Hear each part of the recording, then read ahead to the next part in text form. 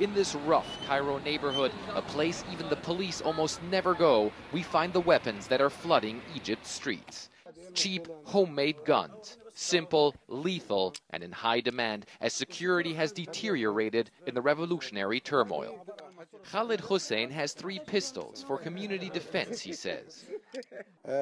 Before the revolution, a weapon cost about $50, he says, but after that, it went up to about $150 because there were so many robberies and other crimes. So as you can see, these guns are very rudimentary. They're basically a single barrel, a trigger and a hammer, and they take these single shotgun rounds. Even Khalid's kids are handy with the steel. He runs a thriving recycling business here and assures us he would only use the guns to protect his neighborhood. But since Egypt's revolution, the role of the police force, perceived by most as brutal, corrupt, and incompetent, has been greatly diminished. Crime has skyrocketed. Citizens formed community militias to defend their property during the uprising, and many, like Saeed Atta, are still taking security into their own hands. Saeed owns several major electronics stores in Cairo and says he keeps guns in all of them. Lots of trouble on the streets. Some stores were robbed.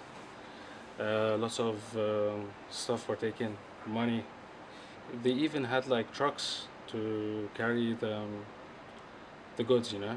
Authorities say they are trying to tackle the problem, but so far there is little improvement. That's good for this man, who calls himself Khanifa. He broke out of prison during the uprising where he was serving time for drug trafficking, a crime he says he didn't commit. Since the revolution, he says the cops can't touch him in this neighborhood. It's great, he says. I feel very safe here among my cousins and the people of this neighborhood. It comes as no surprise that Khanifa supports the revolution, as most other Egyptians still do. But it has left the country in a major quagmire, a weak police force that almost no one trusts, soaring crime, and more people taking matters into their own hands. Pleitgen, CNN, Cairo, Egypt.